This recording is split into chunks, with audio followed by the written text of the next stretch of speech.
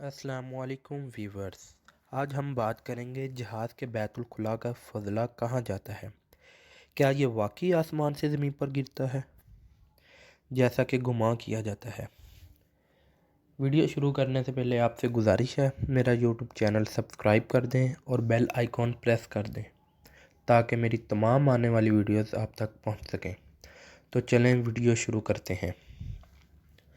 جس طرح ریل گاڑی کے بیت الخلاء کا فضلہ زمین پر گرتا ہوا جاتا ہے، اسی طرح لوگوں کا ایک عام خیال یہ ہے کہ جہازوں کے بیت الخلاء سے نکلنے والا فضلہ بھی آسمان سے ٹپکتا ہوا زمین پر آ گرتا ہے۔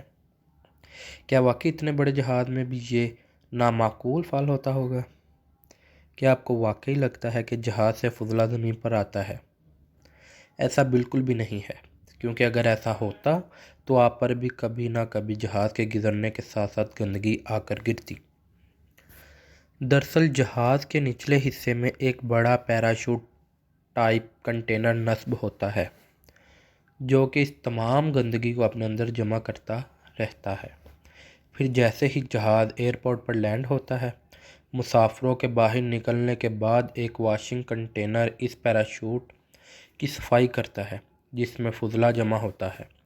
یہ بھی ایک وجہ ہے جس کی وجہ سے جہاز کی صفائی اور دوبارہ روانگی میں وقت لگ جاتا ہے۔